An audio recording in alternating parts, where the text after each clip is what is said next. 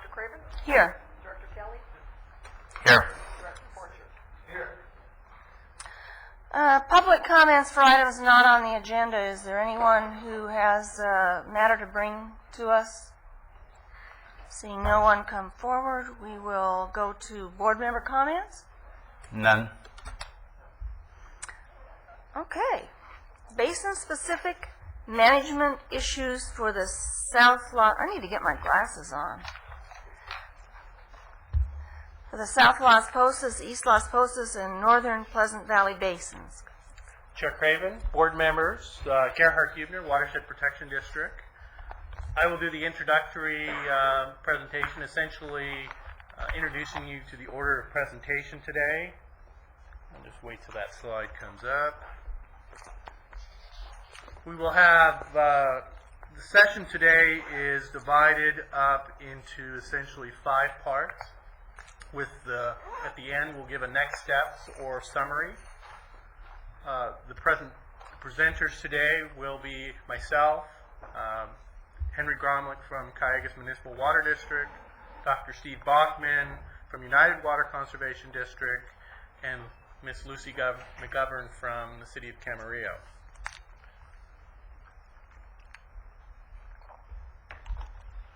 As you can see, I'm doing the introductory summary of our strategic and technical advisory group consideration of these issues, an overview of the presentation, order of presentation.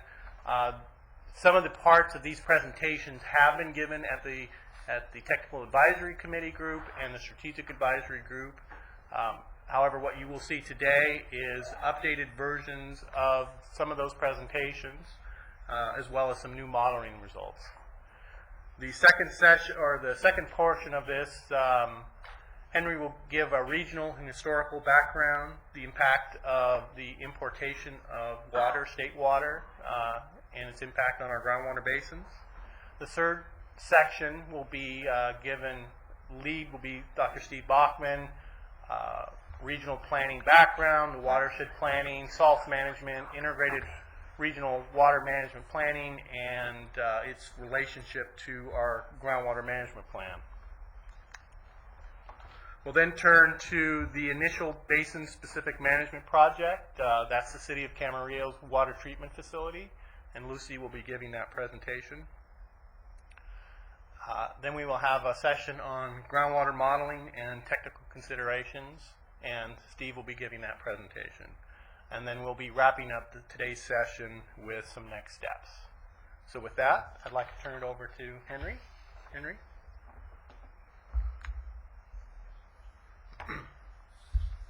Thank you, Gerhard. Members of the board, it's a pleasure to be here.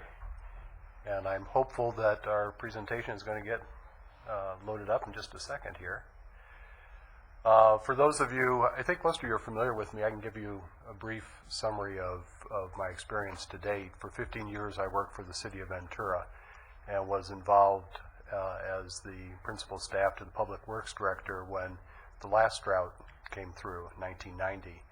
And in that role, I was the principal staff to the City Council Utilities Committee and wrote the 8-some ordinance that really gave their allocation program in the City of Ventura wings and resulted in a 40% reduction in demand at that time.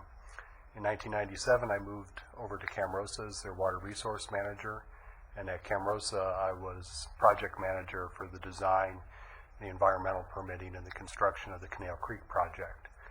In addition, I began working in the Cayugas Creek watershed management program at that time.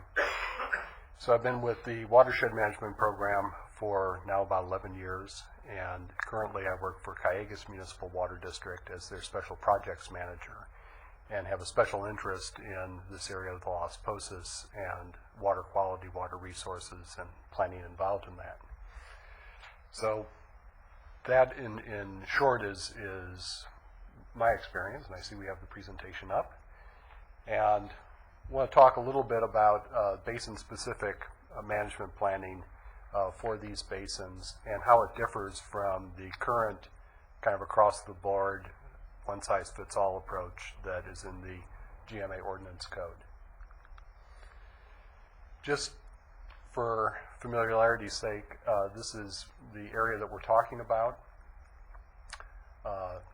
Basically, the Simi Valley Basin up here at the very top of the northern reaches of the Cayugas Creek watershed.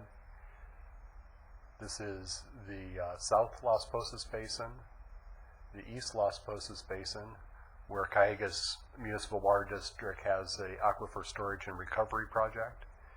And then finally, the creek swings down to the Pleasant Valley Basin, which we've kind of broken into a northern and southern part for reasons that you'll see as we progress. One of the things that has been quite obvious in the Las Posas users group and in working through the SAG and TAG process is that groundwater conditions in the GMA really are kind of a variety of situations. I think when we initiated the GMA, it was pretty clear that we were dealing with this situation here, where there was a limited amount of good water. And that limited amount was allocated out through historical allocations, and then also the idea of conserving it through irrigation efficiency was a way to try to preserve and allocate this limited resource. What we've seen, though, in other parts of the GMA is that it's looking more and more like this, where we have an abundant quality of poor quality water, water that over time is degraded. And this presentation is going to explore the implications for these different water quality and water quantity scenarios in how we manage the resource. Talk a little bit about some background. This is a map of the principal watersheds in Ventura County. And as you know, the GMA is essentially right in this area. The watersheds are quite different. Ventura River is a hugely productive watershed in terms of rainfall, with some of the areas in the upper reaches of Ventura River receiving in excess of 20 inches during storm events. The Santa Clara River, again, wonderfully constructed watershed, if you're going to construct a watershed from scratch, has a great background of protected watershed in the Sespe and the Los Padres forest, and is certainly the largest by far. The Cayugas Creek watershed, which is where the basins are that we're talking about, is relatively undistinguished in terms of its topography. When we have storms that come up from the south, we get a lot of rainfall in the coastal range and not as much coming this way. When we have storm systems that come down from the north, they tend to get intercepted over here. And so of all the watersheds, both in size and in disposition, it tends to get the least amount of rainfall. In addition, and because of this kind of lack of natural water resources, it was one of the last areas in the county to develop. If you think back and think of the historic cities that make up Ventura County, we have City of Ventura, City of Oxnard, right there at the end of the Ventura River and the Santa Clara River, respectively. City of Santa Paula on Santa Clara River and Santa Paula Creek, both with abundant water resources. In the Cayugas Creek watershed, in contrast, there were no incorporated cities prior to 1965. So probably most of us in this room predate incorporated cities in the Cayugas Creek watershed. We may have a few young ringers in here. What made development and cities in the Cayugas Creek watershed possible was the importation of imported water. Essentially, you can just imagine a river coming down from the Bay Delta area through the State Water Project and into that watershed. And that has provided a substantial quantity of high-quality water. Just to give you kind of a sense of that, if the average rainfall on the Cayugas watershed is somewhere in the area of 15 inches of rain annually, that is when we do have rain, the 100,000 acre feet of imported water would equal 5.5 additional inches of rain spread over the entire watershed. Of course, that's not how it gets delivered. Instead, it gets delivered to the cities in a much more concentrated way. Along with that imported water, even though it's a high-quality source compared to some of the local resources, just that quantity of water brings in 60,000 tons of salt annually. We'll talk about that later in terms of management of that. On the watershed, there's 5 wastewater treatment plants that discharge over 33,000 acre feet of water every year into that.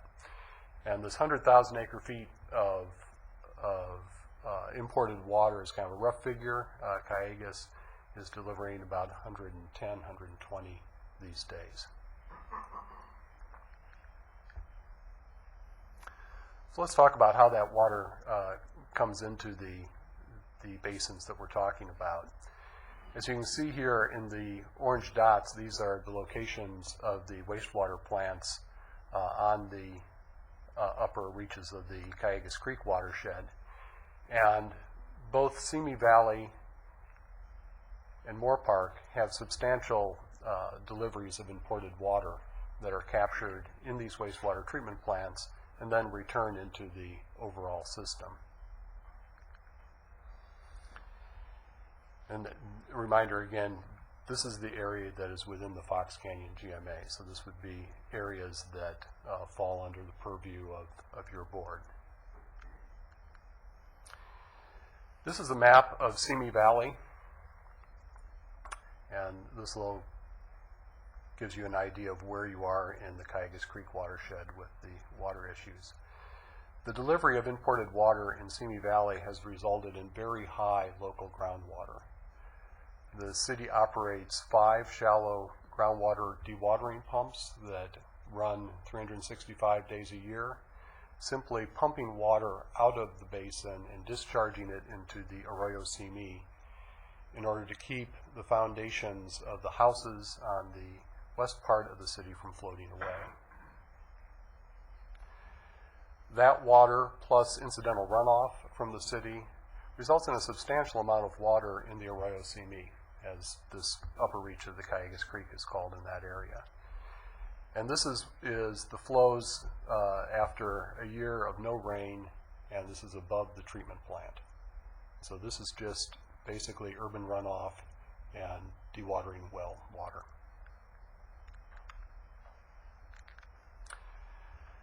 Again, this isn't irrigation runoff. This is simply rising groundwater as it's expressed on the sidewalks in the western part of Simi Valley.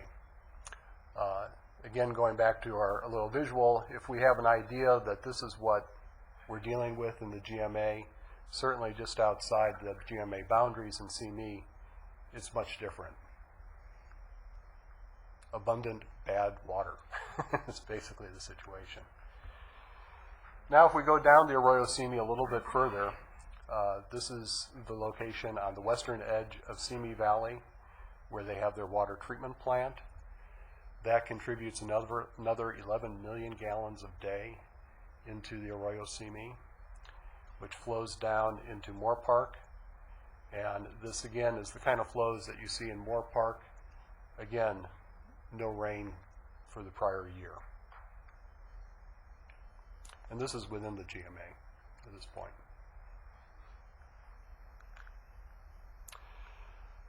The GMA's groundwater management plan has recognized this phenomenon, and you have here a page from the GMA's groundwater management plan that traces the effect of imported water and this rising groundwater. If you look and see these are the dates when it began to fill, and you see from 54, 64, we start to get high water. Through the 60s, it moved down the Arroyo Simi, Arroyo Las Posas. 1970s, 1980s, begins to really round the corner through the Somas Gap and down into the northern part of Camarillo.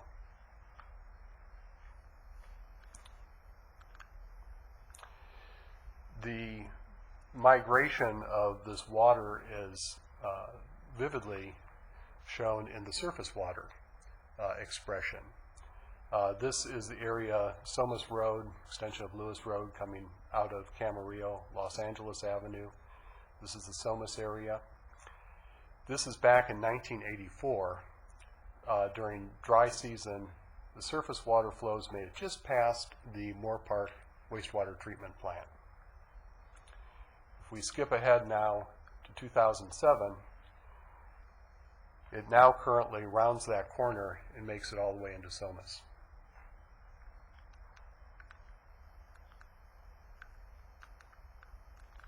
So again, this is slightly different than I think our conventional view of the overall GMA, which is a water, overdrafted groundwater and seawater intrusion. We're actually having a growing stream in this area of the Las Posas Valley. And here's an aerial view of where all that water simply sinks into the sand. Again, this is Somas Road, Somas. This is a slightly old photo. Currently, it makes it right down to about here behind the packing house in Somas.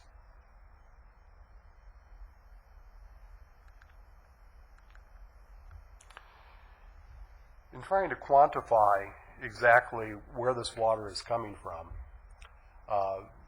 we basically took a look at how imported water deliveries get used, put to beneficial use, and move through the system. Essentially, there's about 32,000 acre-feet of water, this is from 2005, that's delivered in the area upstream of Camarillo. A little over 25,000 acre-feet of that goes to M&I use. About 7,000 acre-feet of that goes to agricultural use. In the M&I, the captured wastewater flows are about half, a little over 12,000 acre-feet. And as that goes through the wastewater treatment plants at Moore Park in Simi Valley, you have about 11,000 acre-feet going through there. That, in combined with return flows, and these return flows are necessarily estimated, and so may be, subject to some discussion. But you have at least 11,000 acre-feet, probably more on the order of 13,000 acre-feet of introduced imported water coming into the top of this watershed that is upstream of Camarillo. And this is on an annual basis, and over time, those deliveries have increased, and as we saw earlier, over time, they've filled up those basins along the Arroyo Simi, Arroyo Las Posas. The interesting part about this in terms of quantity is it has a accompanying quality aspect to it. As you see here, we have a live flow that comes all the way to that Somas area, and then typically during dry weather, which is about 95% of the time that we have around here, there's really no flow that goes between Camarillo and the confluence of Calleguas and Conejo Creek. The Arroyo Conejo and Conejo Creek is a perennial stream all the way to the ocean, due primarily to wastewater deliveries, wastewater discharges from the Hill Canyon treatment plant and imported water deliveries into Thousand Oaks. And here's the confluence of those two water bodies. Conejo Creek has water flowing in it. Calleguas Creek, you have to go all the way back up to Somas before you find any water.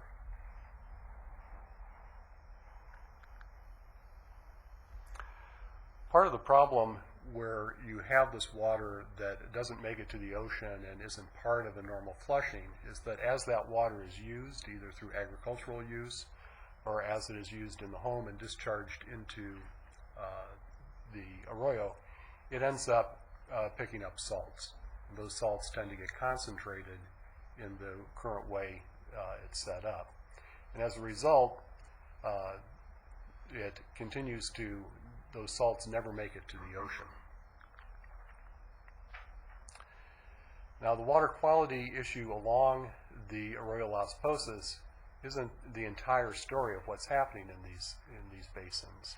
This again is from the groundwater management plan from the GMA, and it graphically shows the extent of the water quality degradation that has accompanied the increase in water elevations. At the same time, in the East Las Posas, Callegas has an aquifer storage and recovery project. The location of that project was picked because initially there was storage capacity. It was an overdrafted groundwater basin. Over time, and with deliveries of imported water in lieu of pumping, that groundwater elevations have come up with relatively good quality water. We have approximately 100,000 acre-feet of water stored right now in the East Las Posas. But it's a concern as we continue to see these groundwater elevations rise that plume of degraded water quality is moving towards the aquifer storage and recovery, and just this year we've seen some expression in the wells that we have closest to the arroyo. So again, it's somewhat of a mixed bag just right here in this area, where on parts of the confined aquifer you have relatively good quality of water, that the quantity has been increased through storage efforts. Yet along this unconfined area along the arroyo, we've been having rising groundwater and degraded water quality. This again is from the groundwater management plan, and it essentially shows the rise in groundwater elevation and the accompanying rise in salts levels. I think in this case it's chloride. And that takes us to the end of the first portion, and we have Dr. Bachman in the audience, I believe, can help answer any questions or open it for the board's discussion. In some aquifers that have degraded water but still have capacity, if we get rains, we tend to get a flushing effect. We get that effect at El Rio when we always have capacity. Mm-hmm. Along that area, if the discharge is filling up that aquifer and you're getting spillage, I think that was your term, and then we have rains, we don't get any flushing effect because there's no place for the water to go. That's absolutely correct. It's kind of like, you're probably familiar with United's bringing water down on that carpet of storm flows. It's as if we already have a carpet of wastewater flows, and so when we get the highest quality of rain that comes into the region, rainwater, it essentially rides that carpet right out to the ocean. So in that particular case, to me, there's only three real solutions. I guess. One, get rid of treat the water in such effect that when you do fill it up, you're not degrading the aquifer, so the source water is improved. Or you set up some kind of pumping program to create capacity so that when you do have storm water, that storm water in fact begins to dilute the degraded water. On the Arroyo Las Posas, the gauge that's down at Highway 101 really shows this bypassing of the good quality water. The flows there have increased with time because there's no place for that storm flow to go upstream, and so that gauge just sees more and more water with time during storm. What's the likely possible solution? You improve the source water, or you create capacity by pumping out the bad water, processing it, and using it to make capacity so that the storm water has someplace to go. Are these on? Are those the only two possible solutions? If I could answer, Chair. Improving the source water is something that we're going to talk about here in the next portion of it. If you mean by that we improve the quality of the wastewater discharges that are going into the creek, we have investigated that as part of the SALT's TMDL for the watershed. And surprisingly, the waste discharges in many parts of the Cayugas Creek are actually of higher quality than the groundwater that is coming into the creek as well. So currently, those discharges tend to dilute the smaller background flows of water. And what we found in terms of how salts actually work in the watershed is that even though those waste treatment plant discharges are a significant input, they end up being really too small of a stick to really achieve the salt balance and the surface water quality objectives on a regular basis. And we'll be discussing that in the next section. But essentially, I think you have touched on the two areas that are available for adjustment, and I think also point to kind of the complication of trying to manage these basins in terms of how different they are than the Oxnard Plain. Okay. The other complicated thing in there as well is that the water in the shallow aquifer, and by the way, that's not only in the shallow aquifer, the slide that Henry showed of what's happening in the South Las Posas, actually that water quality is in the lower aquifer there because it sinks down into the lower aquifer, and now it's moving out into the main part of the basin, so it's changing the water quality substantially in the south part of that basin in there. But if you look at the water quality that's coming down the arroyo, it's actually better water quality that's being pumped out of the shallow aquifer right now. There's also a contribution of salts, we think, by the fact that water levels are so much higher than they've ever been because you didn't have the wastewater stream before coming through there, and it's probably dissolving salts in parts of the aquifer that haven't been, saturated for a long time. So we have kind of that double whammy. So source protection wouldn't take care of that problem. So. Okay. If I could back up, Dr. Steve, if I recall at a previous meeting, and I think I'm just elaborating on what you just said, but I need to understand it.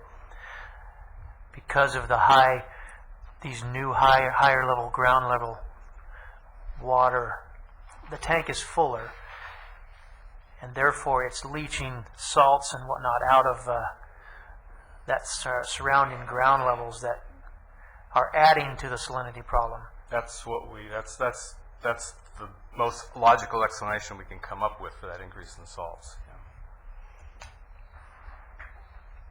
Okay. Anybody else? Any questions? TDS of the dewatering well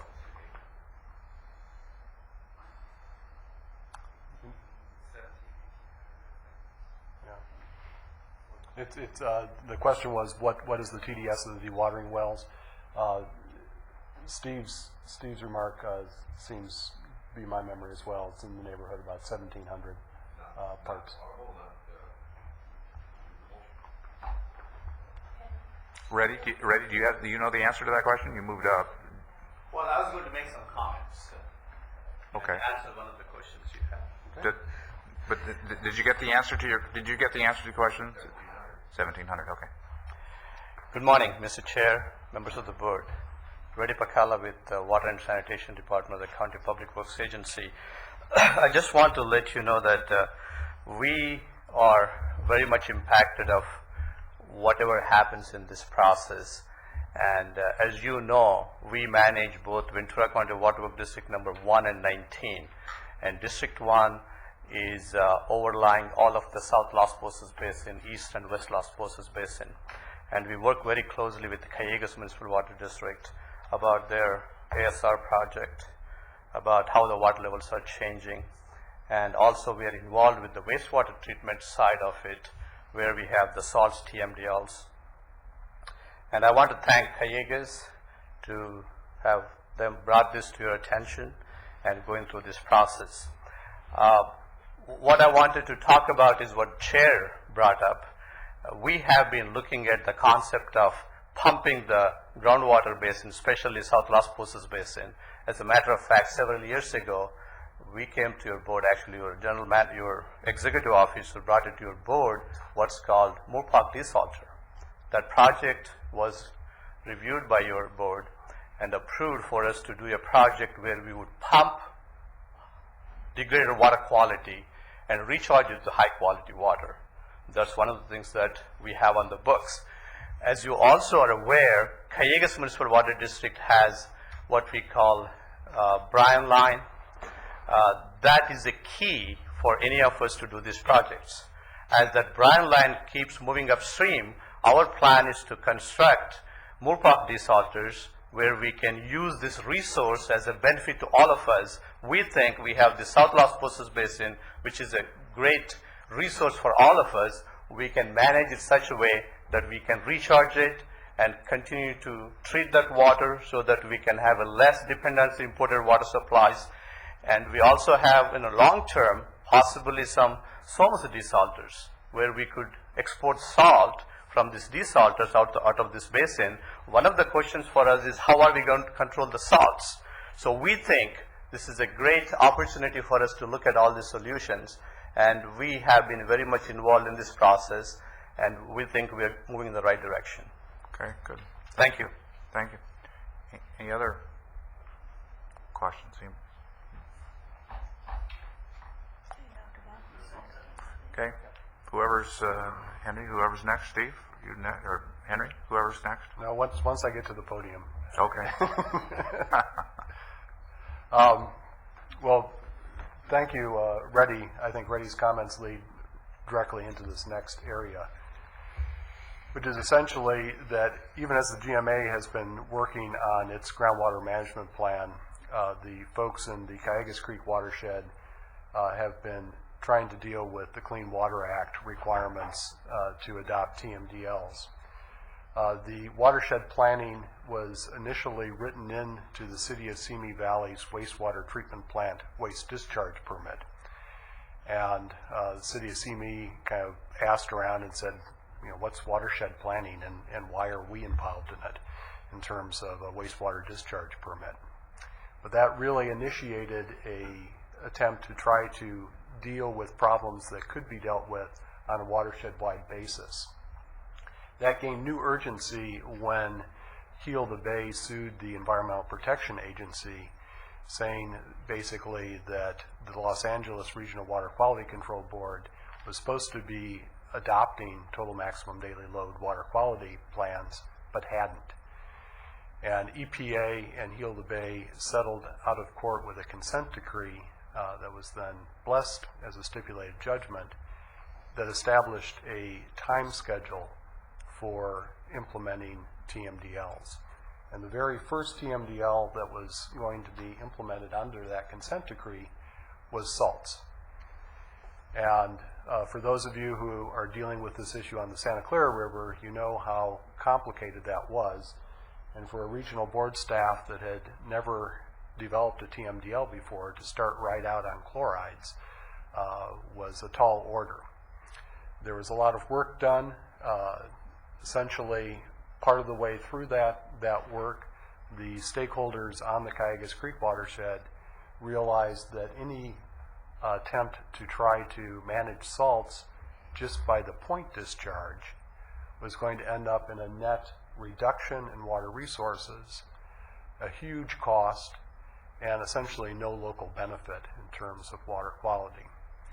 It came right up to the point where the regional board was ready to take action, and local stakeholders submitted, I think it was approximately about 1.5 feet of documentation criticizing the regional board's TMDL.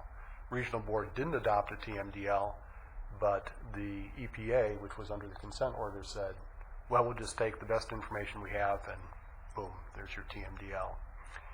I think that was really a watershed moment for the stakeholders, because they realized that even if they were successful in arguing with the regional board, the EPA was waiting in the wings and would adopt a regulation and would adopt a regulatory scheme that, while it may comply with the Clean Water Act, may or may not actually help improve local water quality or preserve local water resources. And as a result, that watershed process started to really reconceptualize the whole way in which salts are managed, and it has resulted in a new TMDL, that has been adopted by the regional board and the state board and has now been forwarded to EPA. That TMDL was adopted without any dissent, with the full support of the stakeholders. EPA was involved with it right from the start, and when it went to the state board, EPA expressed the comment that they believe that it could be adopted by EPA as it was submitted to the state board. So it's been a complete turnaround in terms of cooperation between the regulatory community and stakeholders in trying to find a solution that really works. And it's that TMDL that has been included in the Watersheds Coalition of Ventura County, IRWMP, which also is the basis for $25 million in grant implementation funding that's come into the county to implement the suite of projects. And we anticipate that the EPA will be adopting that SALT TMDL either sometime late this year or at the latest next year.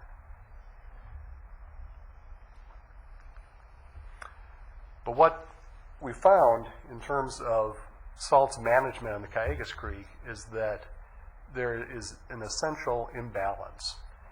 And basically, with the amount of imported water that is brought into that watershed on a daily basis, we import 290 tons a day. In terms of the water flow that makes it to the ocean and the concentration in that flow, only 25 tons of that salt gets out into the ocean each day. So day by day, these salts are being warehoused, kind of stockpiled, if you will, on the watershed. When we do get a rainy situation, it seems like all those salts get mobilized and move into the surface water. And I think this goes to the chair's question earlier. This graph here is on the Caneo Creek, but illustrates it pretty well. What you see on that bottom pink line is surface flow in CFS, with the huge peak going off the graph, a rain event. And what you see on the top is chloride concentrations in milligrams per liter. With a beneficial use in the surface water of about 150, you see that before the rain event, when the flows were essentially from the wastewater treatment plant, you had flows that were hanging in about 150 milligrams per liter. Along comes the rain event, and initially it dilutes that surface water quality and improves the water quality. But then look what happens. Water chloride concentrations go up. And it's not for a week, it's not for a month, it's not for a year, it's for 2 years. And this type of data, as we collected it, pointed to the fact that the source control, the wastewater discharges to the surface water alone, managing that water quality, would be inadequate to deal with salts on the watershed-wide basis. I don't expect that you're going to be able to read this in detail. This is from the USGS RASA study, and basically shows deviation from average rainfall from 1770 through the 80s. And I only bring it to your attention because you see that we have long historical dry spells, and we have this punctuation of relatively wet periods. The idea that you're going to be able to manage salts when you don't know if you're going to stockpile them for 5 years or 10 years or 7 years, and you're uncertain the length of that flushing period from rain, means that you aren't going to be able to rely on natural systems in order to achieve a salts management plan or a salts balance on that watershed. Due to the introduction of imported water, we essentially have to physically manage transporting those salts off the watershed. I've heard it characterized in one way that the State Water Project moves water some 400 miles down into Southern California, and what we need is that last 40-mile link that helps get the salts all the way to the ocean. And that's what Cayugas is working on in the Brine Line. in essence, the way the currently adopted salts TMDL works is that upstream watersheds are responsible to quantifying the salt inputs and salt outputs and moving that salt load downstream. The essential problem that we have is that the difficulty begins at the very top of the watershed, as we saw in the earlier slides of CME Basin, and the solution is at the very far end of the other part, which is the brine line discharge point. And so we have a problem and we have a solution that we're trying to bring together. This next slide isn't intended to give you a headache, but it does. But it does. This was one of the earlier conceptual elements, and basically it shows these inputs: imported water, precipitation, groundwater pumping, groundwater exfoliation, that go into the surface water. And it then also tried to capture conceptually all the different things that happen to water in between these sources. Imported water goes to users, some of it goes to irrigation, some of it goes to wastewater streams. The point of this slide, in terms of basin management, is where the GMA is concerned, you're trying to deal with this one piece of this much larger system that has to be managed under the salts TMDL. And as we saw in the earlier slides, even that groundwater pumping has to be managed in areas where you have rising poor quality water and depleted good quality water. So the one size approach quickly gets complicated when you start to get into salts management. Don't tell me you want to go back to that slide. Yeah, that one box to the lower right on the side, the arrow going to the left, I don't think that's correct. No, I'm just teasing. Okay. I'm sure there are parts of this that this was the struggle. I can actually see it, I want you to know. But This was the struggle when, initially when we did thought... you do this chart, or Steve make you do it? This was Larry Walker's, and what you see... Send a notice to Larry, don't do this again. Don't do it again. But this is... Yeah, I know you don't. Yeah, we'll see how clear Steve's slides are later. Yeah. The marker's been set. Okay. This is from the adopted salts TMDL, which basically, in layman's language, explains what all those charts were, which is essentially that you're going to try to get an average daily salt balance by reducing the amount of salts that are introduced into the watershed, both by water conservation and source controls such as water softener, reduce the amounts of salts added to the water, transport those salts down gradient and export them out of the watershed while providing protection to some sensitive beneficial uses, basically the agricultural users who use groundwater along the way. And we're required to monitor and track the achievement of that salt balance and the associated impacts on water quality. The way in which the implementation program is set out in the salts TMDL is that it is the responsibility of water agencies, municipalities, wastewater treatment operators to desalt groundwater and to move those salts off the watershed. This is the evolution of thought that came about when we realized that simply treating the wastewater stream would be insufficient to manage salts on this watershed. If we had a rich background of water resources on the watershed, such as if we were on the Columbia River, that would be an acceptable way of doing it. You're adding an input, and the background water quality is such that you need to not impair that addition. But in this particular case, the watershed is so massively altered by the introduction of imported water that engineering approaches are actually necessary in order to deal with the salts balance. And as Reddy alluded to earlier, this is the last leg of the state water project, if you will. We've brought the water all the way down from Northern California. Now we put it to the best use, but the difficulty is it leaves behind salts that need to be managed in a direct way. We've built a large portion of this part of the brine line or salts management. We have design and work to take it up to Camarillo. We hope to see our discharge coastal development permit come in before the Coastal Commission next month.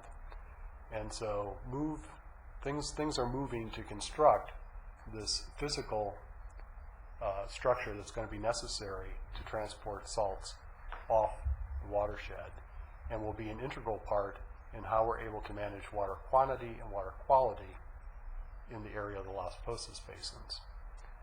The first part of that,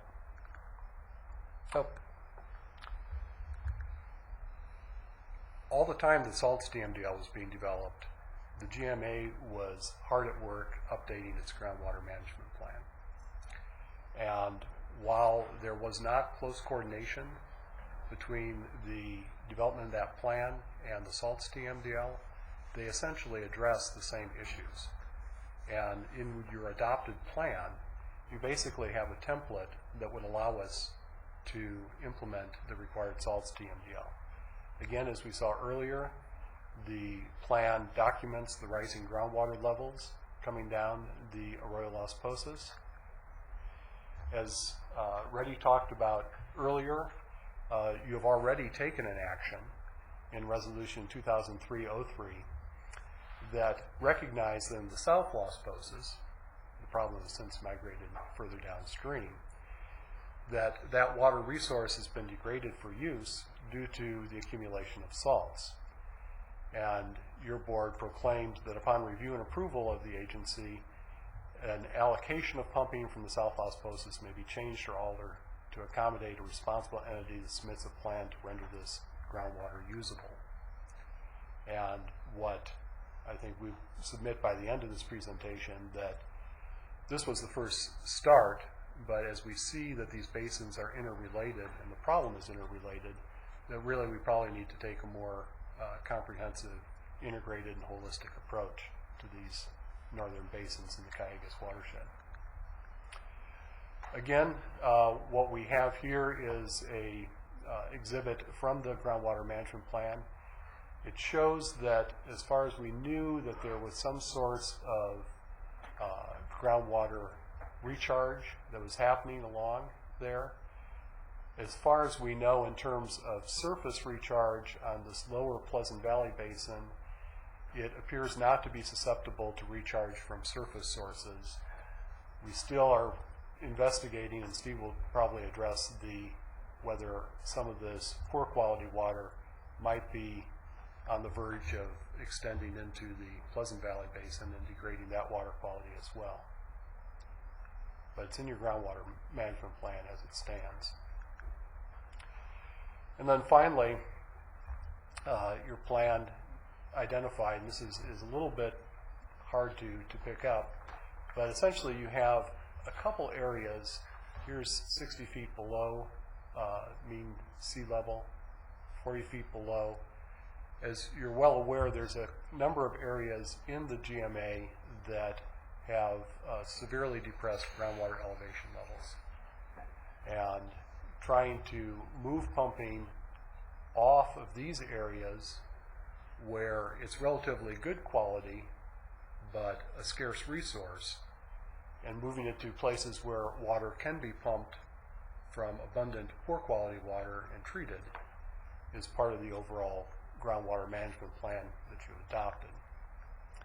And essentially here it is as part of the strategies in that groundwater management plan, that even as we were working on salts DMDLs, Dr. Bachman had noted that the South Las Posas has elevated salinity. The base flow has migrated completely across the south and the East Las Posas and is now in the northernmost Pleasant Valley Basin. It is creating problems for groundwater pumpers along the Arroyo Las Posas, and the City of Camarillo's wells have increased in their salinity. And it calls out that an appropriate groundwater management strategy is extracting this water to improve water quality if it doesn't cause overpumping of the basin. Or, alternatively, if this is a new water supply, as we've talked about earlier in terms of the impact of imported water in this area. So, interestingly enough, even while we have an ordinance that is calling for across-the-board pumping reductions at historical, your board has an adopted groundwater management plan that would allow a whole different way of looking at how to manage the groundwater resource in this area. Okay. Questions? Anybody? Dave? Mike? Anybody? Steve? Okay. Ready for Yes. the next session? Do you want to? I think Lucy, you're up next. Yes. I did recognize my signature. Even though I still scribble. Not as bad as a doctor. Good morning, Chair Mulhart and members of the board. My name is Lucy McGovern. I'm with the City of Camarillo. I'm Deputy Public Works Director, and I'm in charge of the wastewater, water, and the stormwater operations for the city.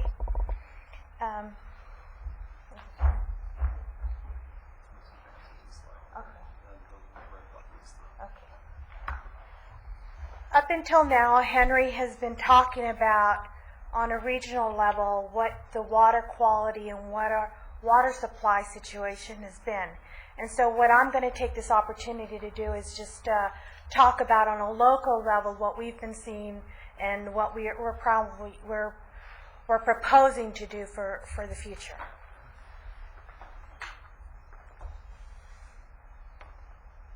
This is kind of a GIS map that shows in the red circle the two wells that the city currently operates. This is in the area of behind Pleasant Valley Hospital. It's in the north, what I call the northeastern side of the city. Lewis Road is somewhere in this direction here, and this map was generated from USGS report that was previously finalized for this area. But just to clarify, it's really in the north central part of the city. Oh, yeah, that's right. Sorry. But it's, yeah. So what these black lines right here show is these are faults, which is surrounding this particular area. These are faults on the eastern side. There's an inferred fault on the western side of those wells, and then there's another inferred fault over in the southern side, which is pretty much along the 101. And the reason why I wanted to kind of distinguish this whole triangle area is because we've got these two wells here up in the middle of that triangle, or that upper part of that triangle, and then we've got wells that we're operating over in just outside of that triangle, which is what we call our airport or well D well, which is across from the target area, center. So these are, in 1986, the water levels in that particular circle area, or wells A and B, were approximately 140 feet below sea level. And what we're seeing in 2004, that those same wells are now over close to 90 feet above sea level. So what you're seeing here is over close to, 250 feet rise in groundwater. Now, we're not seeing, when you start looking at that well E, or that area here, we're not seeing the same kind of water level rises that we were back in 1986.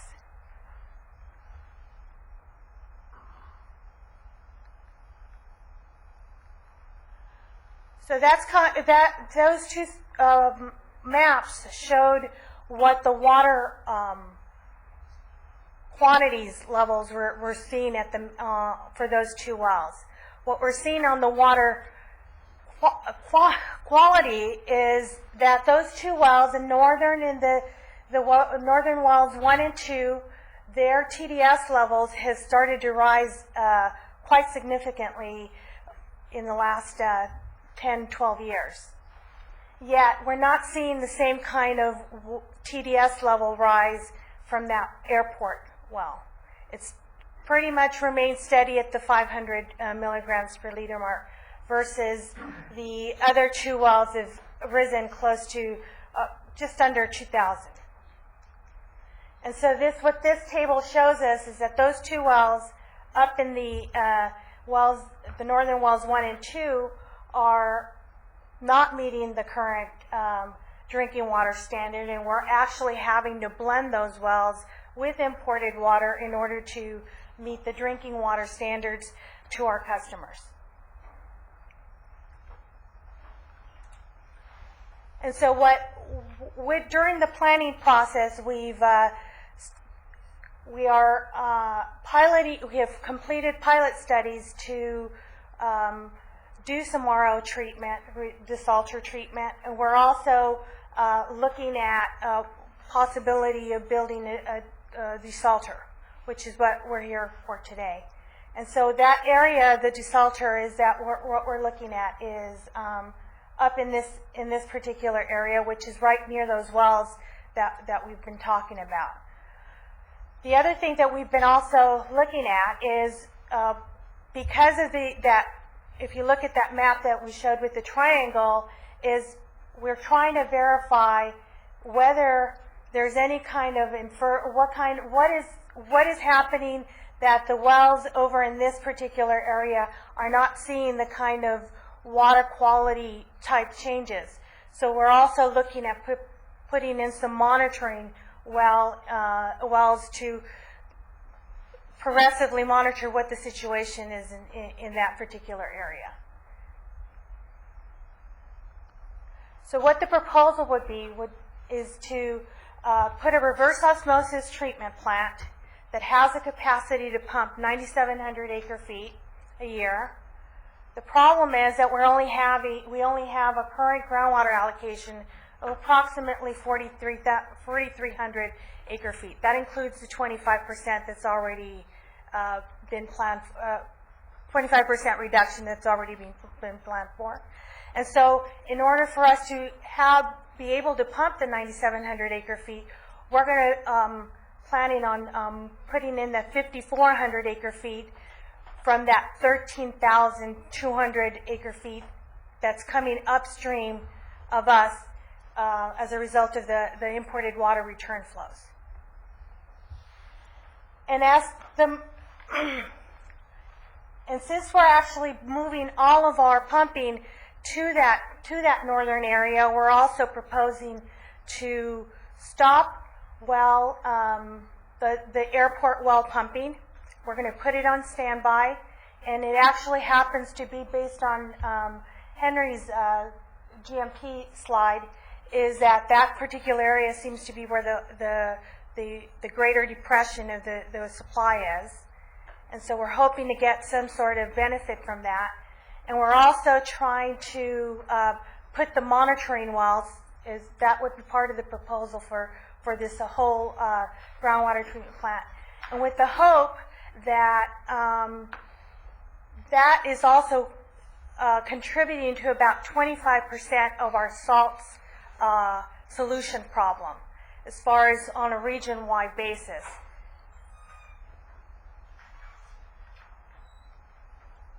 And basically, that's the proposal for, I don't know how to go backwards. But if you have any questions, I'd be glad to answer them now. Okay, Lucy, the 4,300 acre feet is your current allocation when you take out the reduction. That's the current allocation. That's not the beginning prior to the 25% cutback has been included, and that's what your net right now is, 4,300 acre feet, right? Yes. Okay. The 5,400 acre feet, who do you get the authority from to take that from the upstream imported water? Who is the agency that approves that? Us? We are the agency, and we have not gone through that process yet. That is going to be a surface harvest, or you're going to pump that out of the area that has been outlined? It's where we would plan on pumping that out. Okay, so it's part of a pumping program to take that area that's been identified as, Dave said, it's full, draw it down up to 5,400 acre feet a year to allow capacity to put natural flows in there. That's right. Okay. The process then is that we would have to approve you having an allocation of 5,400 acre feet if it's taken from that area as part of a groundwater management process to improve the quality of water by taking the bad water out, letting you process it, put it in your discharge into the brine line, put it to beneficial use, shut down the airport well. How about the well just south of Target, D well, I think you called it? Yes. Both those wells would shut down. They would stay in a standby mode. Yes. The 4,300 acre feet a year is the allocation that is on top of the 4 wells that you're currently operating. So you would shut down 2 wells, put them in standby, move that allocation to the other 2 wells, build your plant, pump from The northern side. the degraded area that Henry outlined, and then if the brine line is approved, then your discharge goes into the brine line and we send it to the ocean. That's the total package. That's right. Okay. And so now that brine line would be carrying 25% of the region's salts. Okay.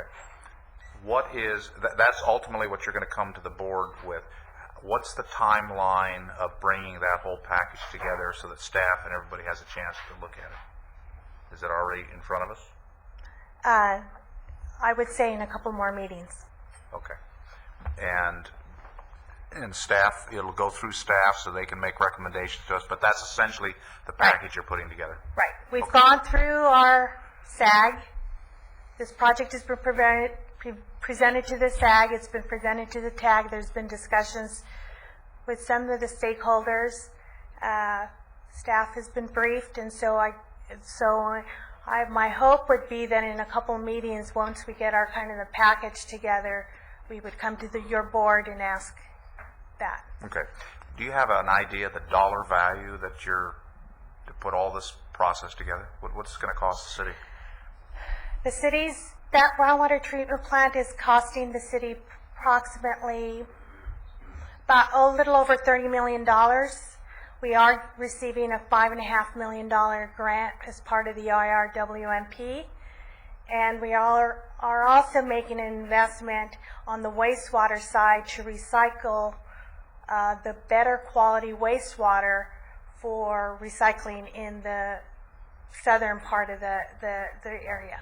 Okay. And does that $30 million include the pumping system that you have to put in place? Yes, it does, but it does not. It does not include the wastewater improvements that we've had to make, which is another approximately $20 million. So it's probably a $50 million package, but the whole process. Exactly. And the timeline? Well, the wastewater portion of the work has about 50% has already been done in place. We've done some on-site improvements at our wastewater plant, and so now we're actually designing the pipelines to deliver that water. Okay. All right. And you guys know that you've been following it all along, so when they present it to you, you know what you have to look at before you bring it to us? Yes, sir. Okay. Very good. I have Okay. a question. Is this project time sensitive with regards to grant funding of any sort, or? Yes, it is time sensitive. All of the projects that have been, I guess, designated to receive IRWMP funding have to be all in place, all 11 projects, by mid-2012. These are the 11 projects in this county. Yes. they're all interdependent on each other to receive the funding? Yes. And all indications is that if one project fails, the entire suite of 11 may fail, as far as funding is concerned. That's what the state's telling us. Yeah. Their president. They don't know what they're talking about. The reason that the state has been telling us, that's state staff folks, is that when the monies were allocated for this IRWMP, there was the bill that actually designated appropriated these funds expires in 2012. And so they're kind of taking it that all of the funds have to be distributed to all the project proponents by then. Okay. Mike? Charlotte, do you have any? Okay, good. So, Steve, we've provided all of that information to Dr. Steve Bachman, and what the next portion of the presentation will be is he's taken the model, the region-wide model, and actually done some fine-tuning of the model to actually look at it more on this particular area, and I believe he's got some results for All right. that. Before you go, anybody in the audience have any questions for Lucy? Henry? I just wanted to comment that while part of the importance of placing this in the regional context is, from Cayugas's point of view, we see this really as kind of an initial project that will be managing that whole series of interrelated basins going up through the Las Posas, and will probably also be including Simi Valley in those discussions, because managing that entire resource is, I think, where we have to start to move to. And as you recall, earlier this year, Cayugas wrote a letter offering to lead a basin-specific plan for that area between Simi and down to Camarillo. And in the process of working with Camarillo, one of our concerns has been to ensure that there be sufficient flows upstream so that we can proceed and continue to deal with the salts management with the Moore Park desalter that Reddy talked about and the Somas desalter. So we'd like to see this as part of an overall plan, and I think that also gives your board some sort of guarantee that this isn't kind of a piecemeal approach to things, that we have taken an approach that looks at this, and also will probably look at similarly situated pumpers upstream that have also lost this resource to degraded water. We'll probably talk a little bit about that at the next steps portion. Okay. But I'll turn it over to Steve. Okay, very good. And some Thank you. very clear graphs coming up. The first question everybody has been asking me, is it going to rain? Let's get to Not this week. Okay.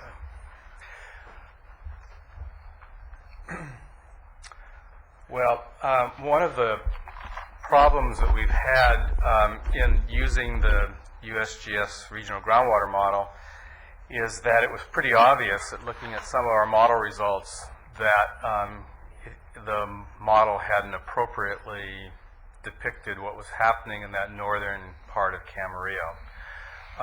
As a matter of fact, the model didn't allow any kind of infiltration of water, essentially, to get down into the aquifer at that point. It just bypassed it all, just as it would in the middle of the Pleasant Valley Basin. So we knew this was coming to do a major revamping of the model in that area, and that's been done over the last 3 months, jointly funded by United Water and Cayugas Municipal Water District. And now the model does reflect what we actually see. We, of course, had to go back and recalibrate it to make sure that it, in fact, was showing what we've seen historically now going on in that area. So we feel much better about it. We really couldn't even evaluate this model before because, again, it just wasn't doing anything close to what we see. So what I've done with that then is to, what we have with the model is, we have kind of two pieces to it. One is the historic one that we use for calibration to make sure that we can duplicate what actually has happened historically. And then we have what's called a forward model, which is one that takes about a 50-year period, repeats the last 50 years of hydrology. So we have wet and dry periods and things going on there, and then kind of pumping during those wet and average and dry periods as well, going out through the whole system. And what we've done is we have a base case that kind of is what we are seeing today. It's not, there are no future projects in it. That way we can evaluate future projects either alone or together. So we have one base case that has run here, and so when you see anything on base case, that's essentially, if we did nothing more, that's what it would look like. There are then 3 different scenarios, and I'm going to show you where this happens just to make sure we get the terminology right. The first one is for the city of Camarillo. It's their easiest way to get better groundwater quality, and that is to move all of their pumping down to the airport area and to take it off from this mound that's built up with a poor quality water. The disadvantage, of course, of that strategy is that that is dead in the middle of the worst pumping depression in the Pleasant Valley area. And so, as we'll see from some of the modeling, that's not going to look very good. That's kind of a scenario that you don't want to potentially see happen. The next one is to take all the pumping away from the pumping depression, that is all of Camarillo's pumping, and move it entirely up to what I'm calling the recharge area, which is where this mound is built up. So kind of 2 areas I'm talking about. The recharge area, which is up where the desalter would go, and then the airport area, which is where the wells are in the middle of the pumping depression. So scenario 1 moves it all down to the airport. Scenario 2 moves it all up the other way into the middle of the recharge area. And obviously they're going to look quite different. And this is, within the GMA allocation. Then the last scenario is to add what Lucy was talking about, is to add that additional pumping for a total of about 9,700 acre feet of pumping. That would entirely occur up in the recharge area. And there'd be no Camarillo pumping down in the pumping depression. So that's really what I'm going to show you the results of that. So scenario 3 is essentially what they're proposing. Yes. Okay.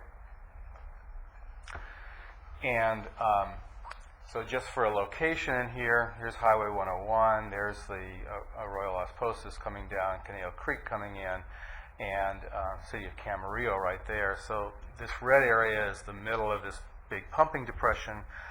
It just so happens that the airport pumping is the middle of the pumping depression, because it pumps quite a bit of water, and obviously it helps create that pumping depression. The area shown up here is the area where we've had that significant recharge. As Lucy said, it's been a rise of 200 feet or more. And I might say that if you did the same plot that Henry showed of some of the work that I'd done in the South Las Posas Basin, where you see the water quality degrading at the same time water levels are coming up, if you did an exactly the same diagram in this area of Camarillo, you'd see exactly the same thing. Water levels come up and water quality degrades at the same time. So we see that just in so many wells now. We probably documented this in 20 wells or more, all the way down through South Las Posas into this area. And so scenario 1 would move all the pumping into here. This pump, there'd be no pumping here. Scenario 2, no pumping here, moves all the pumping up here. And scenario 3 has the GMA allocation plus the additional pumping up in that area. So the scenarios are kind of simple. I've also put these 3 dots in here because I'm going to show you some of what the model shows, what water levels would occur in this area. I'm mostly going to concentrate here and here, but I also, on one of them, want to show you what happens kind of in the main part of Pleasant Valley, underneath Pleasant Valley County Water District, and what these scenarios do in that area as well. Sometimes this is a little bulky. There we go. Okay, I'm going to show you a bunch of graphs. Sorry about that. There's no other way we can do this one. They're all going to be the same. There's going to be this model period here of like 55 years. That's like 55 years out in the future, but repeating the last 55 years of hydrology. And they're all going to have the same scale over here. 0, of course, is way up here, sea level, because we're talking about the lower aquifer here in Pleasant Valley, and it's well below sea level and has been for some period of time. So the base case, that is, what we would do today if we ran it out for this period of time in here, and by the way, that's starting up there at water levels that we saw in 2005. So as we went into the model, we go into a dry period right away. So we have a drop in there, and of course you can see this extreme changes in here that are seasonal changes largely, because when pumping's turned on and turned back off again. So we can see that we stay, doing nothing, we stay, well below sea level. That's not a surprise. When we move all of the pumping down to the airport, by the way, this is in the middle of that depression. That's why it says center depression. So this is by the airport wells. So it's right down in that area right there. And when you move all of the pumping down there, the remaining pumping down there, you see you have a change in water levels in here. They've dropped some. They've dropped probably on the average maybe about 15 or 20 feet.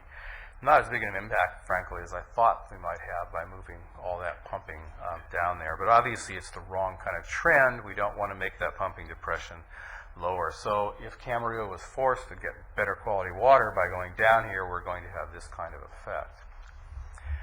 If we look right in the middle underneath Pleasant Valley County Water District, looking at the same thing, you can see those two lines, the base case and the scenario 1, are essentially on top of each other. And so it shows that what's happening right there in the pumping depression actually doesn't move out too far into the other part of the basin, which also surprised me a little bit. And then if we look at the area back in this recharge area, this is the base case. All that pumping's moved back out of there now, and so water levels would have come up. And they're getting up there close to ground surface in that area. If you do that, we would have buildup. This would start to look like the South Las Posas Basin, where we're filled right up to the point that that there's no water can be accepted anymore because the water levels are right at the base of the stream elevation.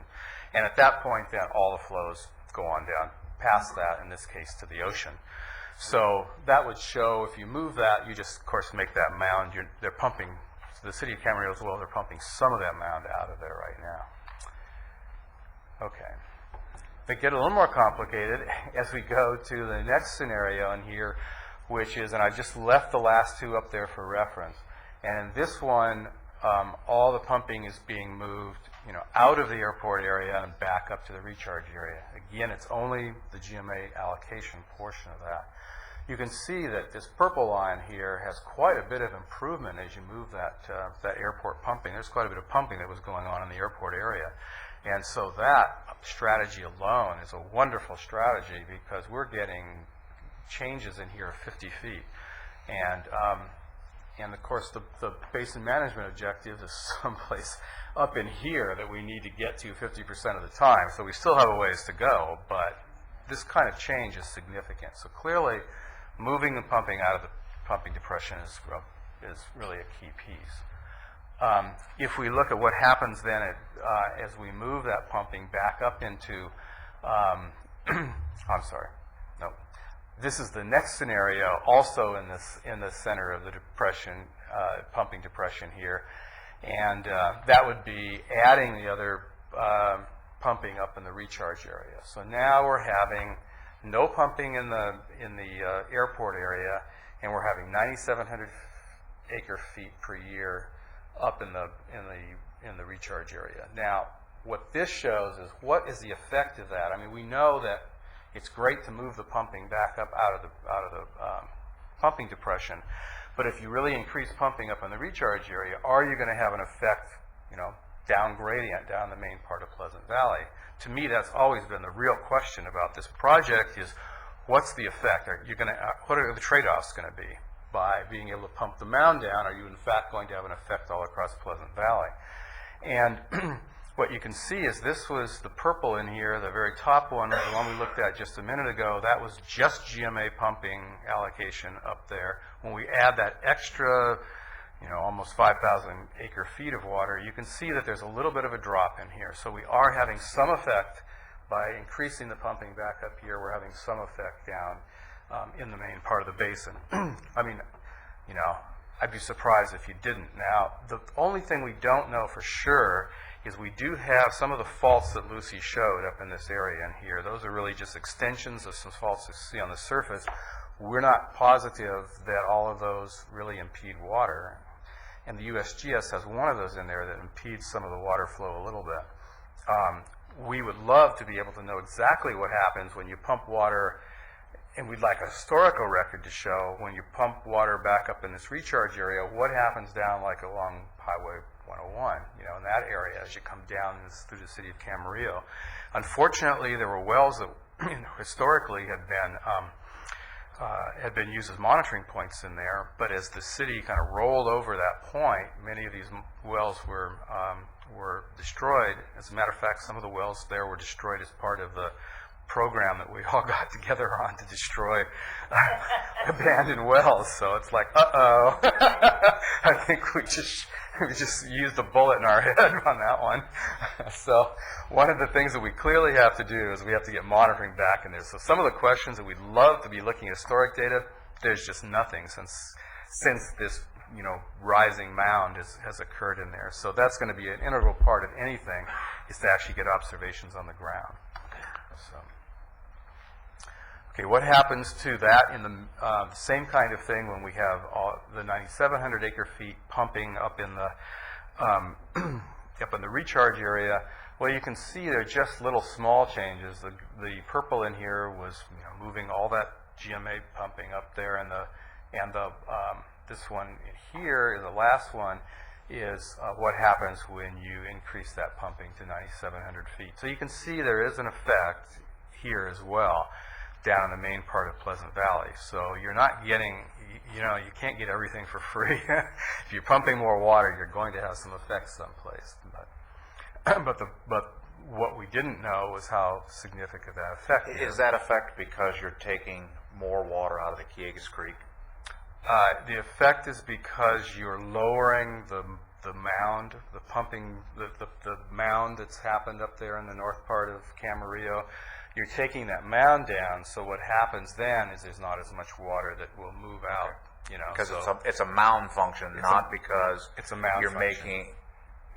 If you fill up all the subaquifers upstream, more of that water works down to Kiegas, down to the PV area. That's not the reason. No, you know, once you get somewhere, and we're not exactly sure exactly where this was because we didn't even know there was a recharge area there before, so we don't know what the south boundary of it is because we don't have any wells that we monitor there. But if we assume it's someplace down by 101, once it gets to that point, that water is going to the ocean. You know, it's not going to do any benefit to the aquifer anymore. So this well here. In your original chart, you had 3 or 4 yellow dots. This is the yellow dot that's well south of the airport. Yes. Along. Kind of dead in the middle of Pleasant Valley County Water District. Okay. Right. So what you're saying here is it has some effect, but it's relatively neutral. Relatively neutral. Okay. And the other thing I'm going to talk about at the end of this as well, when we see little changes like that, how important they are. You know, is that significant or is that just within the error of the model? And I'm going to talk about that a little bit as well. So what happens when we move all this pumping back up to the recharge area in here? We saw these 2 lines before, the base case and this high one in there when we moved all the water or all the pumping down to the airport, and of course then we allow this mound to go up. So if you move instead this scenario 2 where all the GMA pumping is coming from there, we're having, you know, we've dropped water levels in here quite a bit. Now what will happen when dropping water levels in there, of course, is you will induce more recharge. And I will talk about that water balance of what happens to all that water in the stream as it comes down. I don't have all the answers, but we're going to be able to get them, so I'll talk about that in a minute. Now, when you add this was a very big surprise to me here. When you add that additional pumping above the GMA allocation here, we have a really significant water level drop in the middle of the mound. And I think... Steve, Yes. which well is this now? This is in the middle of their mound? No, yeah, this is in the middle of the mound. The middle of Right. Camarillo's mound. So Okay, what this is saying is basically the mound disappears. with that kind of pumping. And you know, about this time you want to do a logic check, you know, does this make any kind of sense, you know, because you always have to do that with a model. And I think, I'm not sure about the magnitude of it, but one of the things is it's a relatively small area we're talking about up there, and it's kind of pie-shaped. And when you have something like that, when you do very much pumping, you get more effect, obviously, than you do where you have, you know, can pull water in from all around. So, so I'm not sure it's going to be that much, but you're clearly going to have a big effect on the mound, whatever you do in there. So, and, you know, that could even come to whether or not that's a sustainable project. The interesting thing about it, though, is it does come down and flatten out over time, which would, the worst thing you'd want to see is something that just keeps dropping, you know, because then you're going to have a much bigger effect out on the main part of the aquifer, and it does equilibrate after a couple of decades. So, what does this all tell us? Well, switching extractions from the pumping depression to the recharge area is advantageous to both areas. You pump down the mound, you take the pumping out of the depression. That was kind of a no-brainer. If the model didn't show that, I would be very suspect about it, because we all figured that's what we would see. When pumping is increased even further in the recharge area, that is above the allocation, we can see that there are going to be some significant decreases in groundwater elevations in the recharge area. We wanted to see that. Whether or not it's excessive or not, we're not sure at this point. And beyond a certain amount of pumping that happens in there, we also get a small amount of groundwater, decrease in groundwater levels in the main Pleasant Valley Basin. That's the thing I was showing you that's kind of lost in the noise right there. And I'm going to talk right now about what that might mean. Here's what we don't know, and this is important to some of the things we do know. One of the things that the model can do, but it's going to take me doing a little more work. We just got this calibrated model on Friday, and I was on vacation and running a model run every night while my wife was reading in bed on vacation. So I didn't have a chance to do this part because it takes a little bit more work. But what we'd really like to see is all this water we've been talking about in the arroyo. The model obviously tracks all of it, you know, and I want to see where this is all going. You know, how much is still going to the ocean, et cetera. You know, that whole thing about theoretically what we would get. So that's coming. The other thing I talked about is how sensitive is groundwater balance, meaning, you know, changes in water level to changes in the model. For instance, you know, do we just tweak a little something in here and all of a sudden water levels in the middle of Pleasant Valley go up 10 feet or down 10 feet or whatever? You want to see how sensitive it is, because we did say that that it looks like with this, as proposed, that in the middle of Pleasant Valley there's not much of an effect. And we want to see, you know, is that really true if we just tweak the model just a little bit? So what's called a sensitivity analysis is always important, so you know kind of how much faith to put in, how close those lines are when you come in there. So, and then the biggest question, I think, to face the GMA, and this is going to be the board's decision, what is a balance between groundwater elevations and water quality concerns in a situation like this? You know, we may be able to be lucky enough and get away here that we could significantly pump salts out and treat them and get them out to the ocean. At the same time, we're having very small amounts of water level changes in the main part of Pleasant Valley. It looks like that might be the case, but there is, I think we still have to address the problem.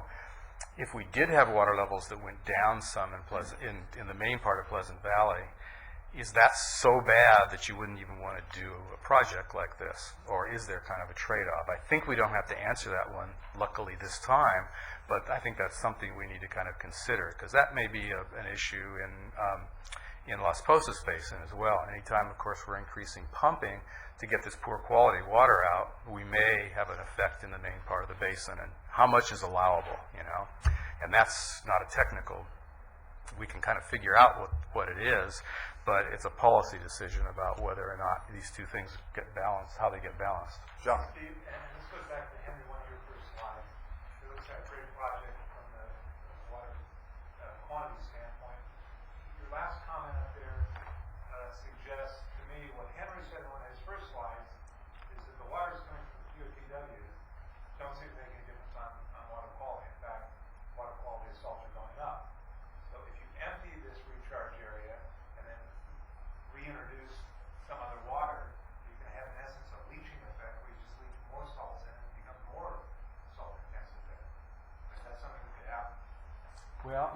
leaching has been going on for a long time in this area because even when water levels weren't as high during winter storm flows, there was some recharge coming in this area because, you know, we know that the arroyo connects all the way down to Canal Creek during those flows.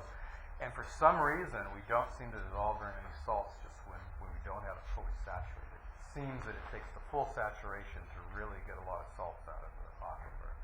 So I don't think, so if you lowered water levels, I think we might partly take care of that problem. The other thing is that we're seeing in 2 wells in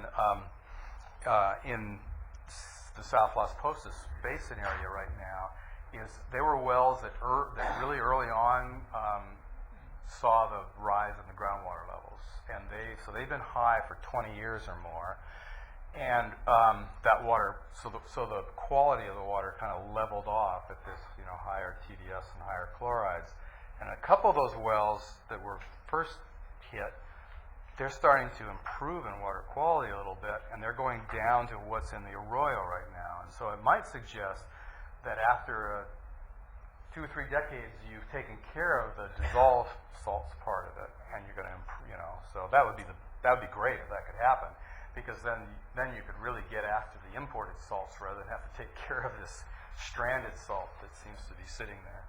So the other thing I didn't say is, you know, one of the things that we don't know, because we don't have any monitoring wells south of where this mound is right now, we don't know how fast this poor quality water is heading towards Pleasant Valley, the main part of Pleasant Valley.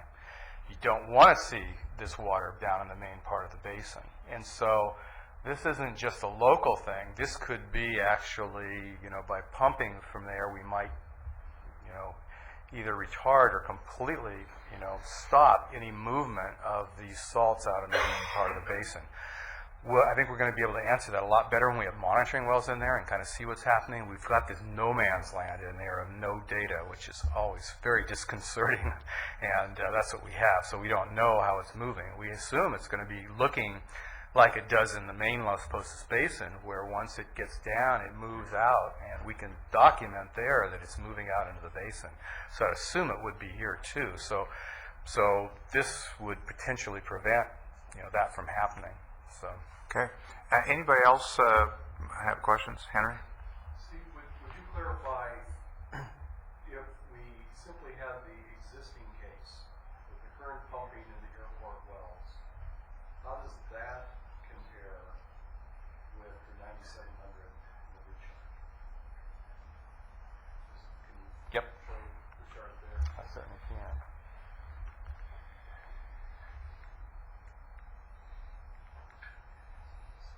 Okay. Good question. It's a point I missed along the way. Thank you, Henry. See, we went over. We actually, you know, worked on this yesterday. So. You have a shill in the audience. This is a setup. We can feel it, but that's okay. It was an inadvertent Yeah, setup, right. is what it was. Yeah, Henry's question is very good, because if you look at the blue line, that's, you know, doing what we currently do. And even though, you know, it's the line in the pumping depression that we're interested in is that one right there, which is this kind of, it's supposed to be orange, but I guess it's kind of orange. It's still, even though with all the pumping that's going on above allocation back up in the recharge area, the water levels are still higher in the center of that depression than they were as if you did nothing at all and just went along today. So we have a net gain out in the area of the depression. If we look in the area right under Pleasant Valley County Water District, we don't see that net gain. It's just a little bit lower than what we do, and because what you're doing is, you know, you're having a big advantage of taking the pumping off here. You're having this so less pumping here, more pumping up here in the recharge area, and so you have a place where those two effects meet. You know, this raises water levels, this lowers water levels, and they seem to kind of meet right there under Pleasant Valley County Water District, where it's kind of a you know, no net change. But in the pumping depression, you would have a net change, even with this, you know, the increased pumping up in Pleasant Valley. Currently, currently the wells in the mound area. How many acre feet of the 4,300 acre feet of your allocation? What's the split? About half. About a half, yeah. Okay. So anyway, and so this effect that you'd have in this pumping depression would be a net positive effect. So, you know, we can't just judge it by looking only right under, at this one location under PV. So there's some cases in the lower aquifer out in Main Pleasant Valley, you're having a net positive effect here as well. Okay. Sam, did you have a question? No? Okay. Yes, sir. Steve, I have a question. Maybe Lucy would be better to answer, but the existing adjusted historical allocation is 4,300 acre feet a year, and there's a proposal to increase the extraction an additional 5,400 acre feet a year. Can you tell me how that 5,400 acre feet was arrived at? I asked Lucy the same question yesterday, so she can answer it. Flip of the coin.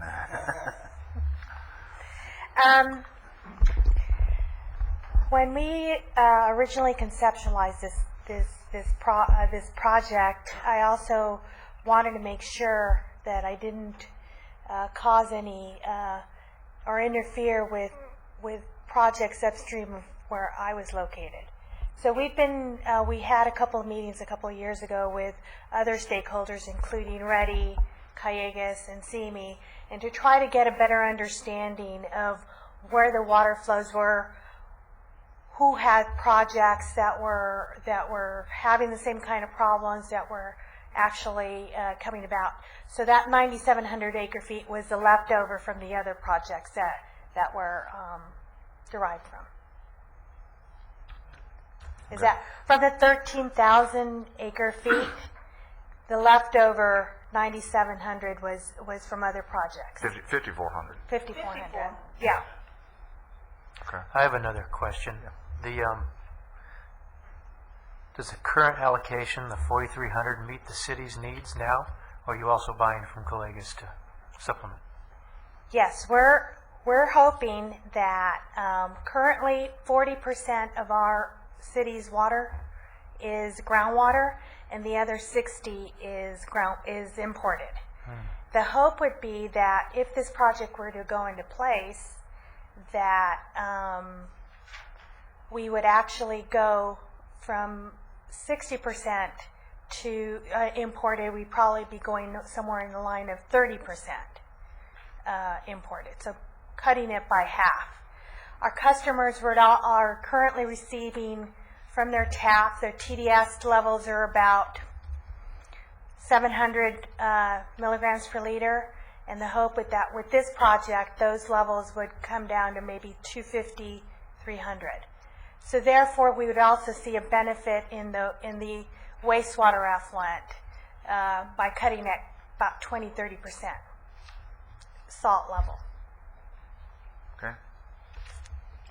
Steve, since you say the area of Lucy's extractions is a pretty kind of small area, or I forgot how you referred to it, but Kind of a pie shape. right.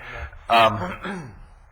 Are the gravels and sands in that area open enough that the high stream flows that we see, during winter rains, maybe they're not as flashy as the stuff that goes down the Ventura River, but it still rises and falls pretty quickly. Is it open enough that we can anticipate more capture of the runoff by opening this down? I mean, that was a rather dramatic. What you were down at a negative 350, I think, on the one graph, and that seems to me is like putting a tremendously nice underground storage availability. You'll have to back up because you get sucked down into the sands if you get too close in that situation. So, I'm kidding. No, it's obviously, it takes a lot. It takes quite a bit of flow to actually get it to even cross that area and down to the gauge. So the gauge that's down at 101 is dry the vast majority of the time. But like high stream flows, during a big rain, the velocity of that thing's running, wall to wall. Right. And the hope would be that as it flies past there, that a good amount of it would get captured. I mean, Yes. our prayer has to get to be off-stream storage or something in this area. This seems to me like not off-stream, just slightly understream storage. Understream, right. And when I look at the at what the stream flow is doing in the model, I'll have a little better idea of where that all got proportioned out, because I'd like to see, how much more capture is there, what kind of bypass is going to the ocean, because we may have to do something even more to catch some of that. Of course, with what Reddy was talking about, if we do the same kind of a project up in South Las Posas, we're going to be capturing more of it up there too. You'd like it to be so you're getting a lot of that stream flow, that storm flow. Yeah, thank you. Okay. Yes, ma'am. Following up on that same question, to what extent did the model address the rainfall capture, for example, when you had that big dip? We're talking about in the recharge area, because it's such a huge basket ready for water, like the gentleman was saying. To what extent did your model already cover that in terms of where you drew that line in terms of the rain flows historically? Well, that certainly captured. I mean, it was it was capturing whatever the properties were, infiltration properties that we put in the model, which we have a pretty good idea on now, I think. So it is in that model, oh yeah, the way that you absolutely. showed it there, it's already Right. there. And that's why when I look at the actual water budget of the different pieces in there, I'll be able to tell, how much went in, which I think everyone will be interested in. Apropos of the last comment, the Watershed Protection District, as you may know, is looking at management strategies for flood flows in the Cayugas Creek watershed. And one of the areas that they identified to potentially sequester flows and promote recharge is that area right between Simi Valley and Moore Park. Currently, as we saw earlier, it's not a really promising place to try to recharge because it's full.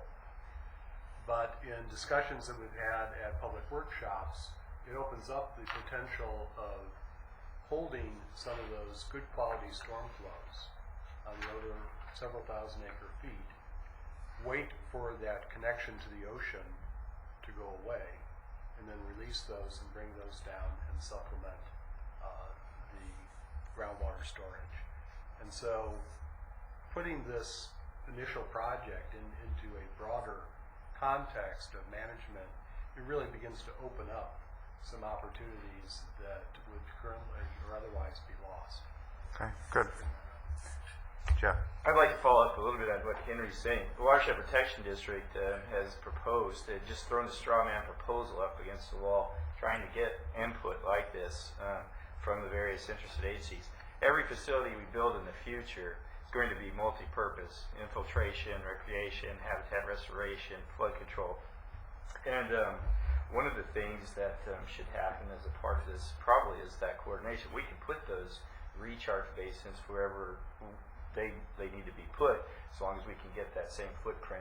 This goes to Dr. Kelly's, that we need for flood control, and then we can add the other things, the habitat and recreation around those. And that all just points up the importance of the integrated regional water management plans, to the cooperation inside the Cayugas Creek Watershed Management Plan. Okay, good. All right. Anything else on this item? I'm looking at, we have next steps, or you want to highlight that? I have a couple slides before Gerhard wraps it up. Thanks, Steve.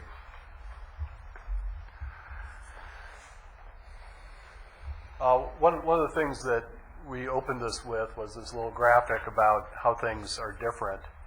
And one of the things that we've discovered as we've taken this project and this proposal through the SAG and the TAG is really how ingrained the notion of allocation and across-the-board reduction of historical allocations is. When we first presented it, I think it was to the TAG, everyone looked at it and said, well, why would Camarillo get to increase its allocation when we just are reducing allocations by 5%? And the simple answer was that if across the board, if across the GMA, if groundwater levels had risen 150 feet, 200 feet, we'd all be patting ourselves on the back and saying we had done something that really worked. If they had all risen in that amount with degraded groundwater, we'd be facing an even bigger problem than we have right now. So one of the conceptual hurdles in presenting this to the stakeholders was really trying to move the discussion from this kind of model, this model that we have a limited amount of water that has to be parceled out in an allocation, to how we deal with this in conjunction with this trend that we've seen to increased amounts of high salinity water. As we continued that discussion, one of the participants said, well, it's essentially as if we had seawater intrusion coming from the inland side as well as from the ocean side. And to the extent that we can capture and manage that, it's basically kind of the same idea that we're doing on the overall GMA. The problem that we face, though, is that the current ordinance code doesn't recognize this very well. And so under the current ordinance code, if you're faced with this and you have an alternative, you move over here. And we've seen that kind of pressure being placed in a variety of areas in the Las Posas Basin, where people who have an abundant amount of water that's in poor quality but have the option to shift to areas where there's less water but higher quality have every incentive to do that, and can do that basically under a ministerial action in the GMA. At the last TAG meeting, we had kind of a interesting emerging consensus that I think there was finally acknowledgement among all the parties, at least present at that meeting, that if the GMA did its entire historical reduction under the ordinance code and ag all went to efficiency allocations, it still doesn't solve the problem that we're facing. And so as we look across to the future, it seems that one of the things that we'll be working with GMA staff and will probably be coming before your board is, without a wholesale re-entry into that ordinance code, which those of us who went through that almost 2-year process realize how complicated it gets, can we find a way that allows your board to approve projects that are part of a broader plan and that are also consistent with the adopted groundwater management plan? And I think this opens the door for the kind of basin-specific management that we've discussed before, and we're trying to look for ways in which, without articulating a totally worked out way, that this board can begin to start to take steps to enable that to happen. The no action alternative in this particular case is simply the continued degradation of groundwater. And so it seems like there's some sort of action that needs to be taken. The continued across-the-board approach means that you're telling people that are working with this cup that they have to reduce pumping as well, which again is inappropriate to that kind of situation, because as we've had in this discussion, it simply leads to continued degradation and loss of water resources and further migration over to a more scarce water resource. So that's more or less as we've kind of seen it evolve through the SAG and TAG process. It's something of a challenge for your board, because within the existing ordinance code we have a lot of thought about how to deal with a limited resource and not as much enabling us how to deal with resources that are going to require investment in order to remediate in some sort of remediation pumping scheme. But we hope to begin to explore that, and then also explore that as we can, working up the watershed. Some of that isn't necessarily reliant upon having the brine line. Because we have the source of imported water, we're already doing some actions with Zone Mutual, for instance, in which we provide blend water so that they're able to use some of this degraded groundwater. If the cost of that gets too high, or if we start to go into historical allocation mode for that particular resource, what we will see is anyone that has an option moving into the other part of the basin where we know there's good quality water but a more limited supply. Okay. All right. So just concluding, first I want to thank speakers today and the time, Henry and Steve and Lucy, and the amount of effort that they put forth for our study session today. As you can see, there's some work that needs to be done. Steve outlined those. I won't go through them again. And so we'll be looking to the TAG and then the SAG groups to work through those and answer some of the questions that I think that came part of the study session today. Your board is going to be faced with some policy decisions. You heard water quantity, which is over the years been mostly where we've been focusing, but now we have water quality issues that we need to wrestle with. Allocation, there's a proposal for an increased allocation, and staff, we're still struggling what amount that should be. You heard the 5,400. Is that the appropriate amount? I've asked some hard questions of the group, and perhaps Steve, can do some additional modeling runs to look at that specific question. And any unintended consequences. Again, being very conservative, we want to make sure that the PV basin down gradient is protected. Part of what you also heard Lucy describe in terms of additional water monitoring, that is in response to some of the questions and concerns that we raised. So we're going to continue our collaborative work effort with the stakeholder group, and in the next couple months, hopefully we'll be coming to you with the project and a proposal. First of all, any questions or comments from anybody? Anybody from the audience? Sam.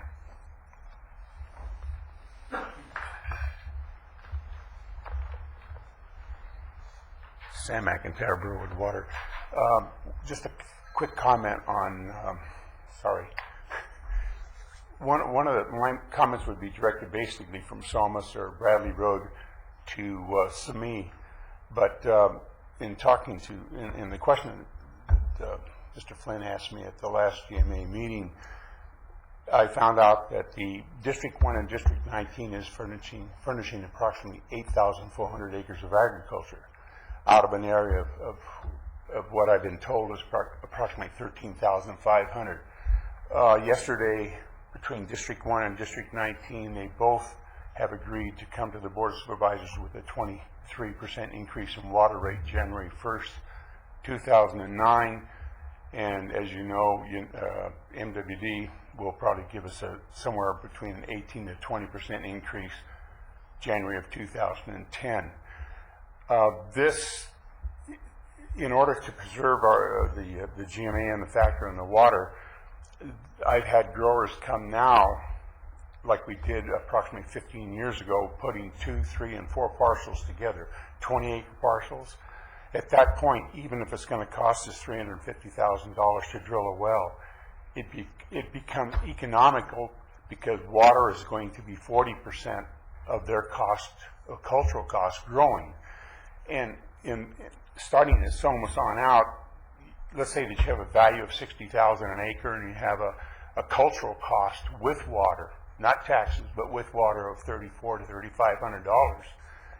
And you could save, by our use is 2 acre feet of water per acre. If we could save 2 acre feet per year, that's $1,000 per acre we're putting in our pocket and or paying toward a water well. So I just want to make you aware that there could be more pressure on the GMA for more drilling in that area. Just something to keep in the back of your minds. Okay, thanks, Sam.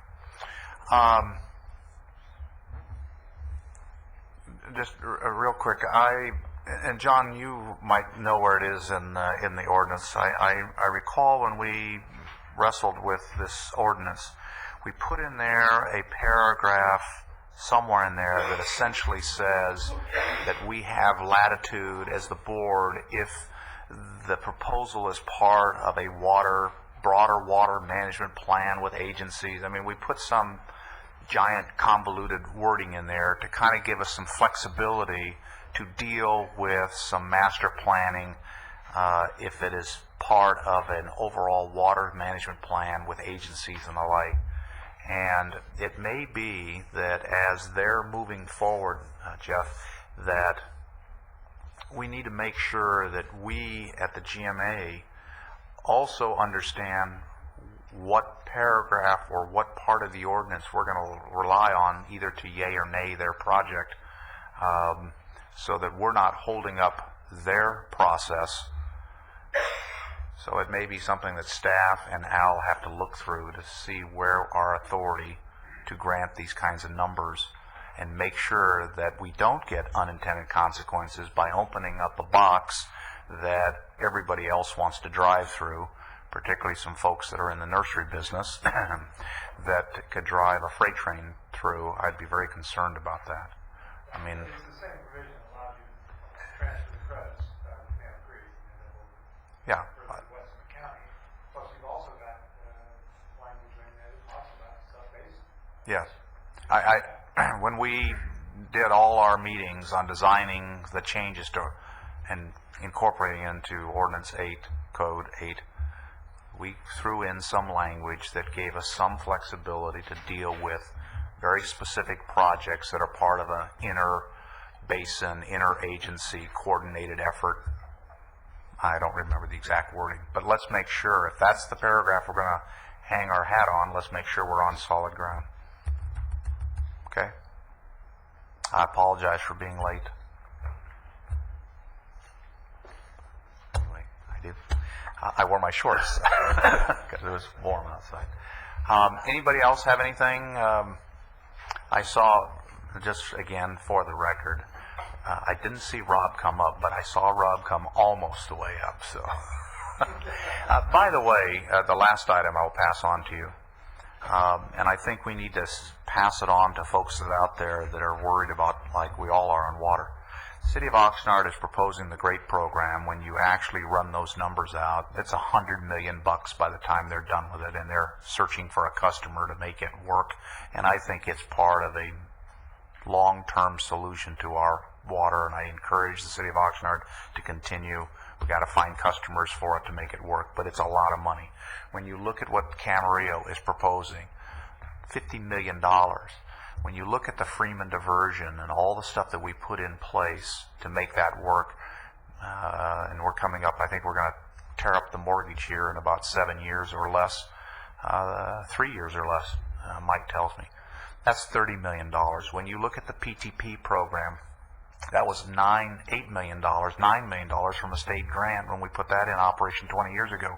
When you look at the system that Pleasant Valley and United have put in play, and this movement of surface water over into that area, and what it has done for that area, what it would be today had we not done that, and the capital expenditure, when you look at the $26 million that my dad and his compadres spent to build the San Felice Dam, it's paid for.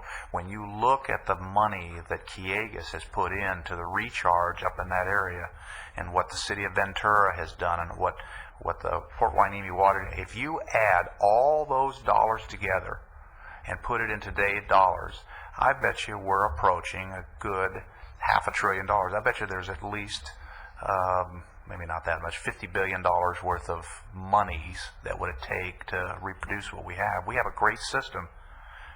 Your project is part of that system. I understand that. We've got to work out the details so that when we have individuals come rolling into the county and move from an area that have plenty of water but don't have sunlight, and they want to buy our sunlight, and water is just something they have. It's what we don't have. We have the sunlight, we don't have the water. They have the water, but they don't have the sunlight. I don't know how to solve their problem off the top of my head. What's that? Build a big pipe. Anybody else have anything else? Anyway, thank you for... Mr. Chairman, I would just like to applaud our exec officer for recognizing rain as a resource. I think that I talked to you about it last year, but in your new position, I think you're going to have a greater opportunity to try to execute some of that. Thank you. Okay. All right. There we go. There you go. Thanks. I apologize.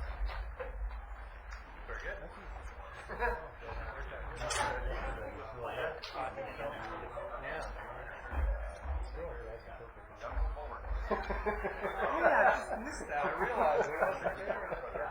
I don't think it was necessary. They got the picture and start from general, you get specific, they got the picture, they got that.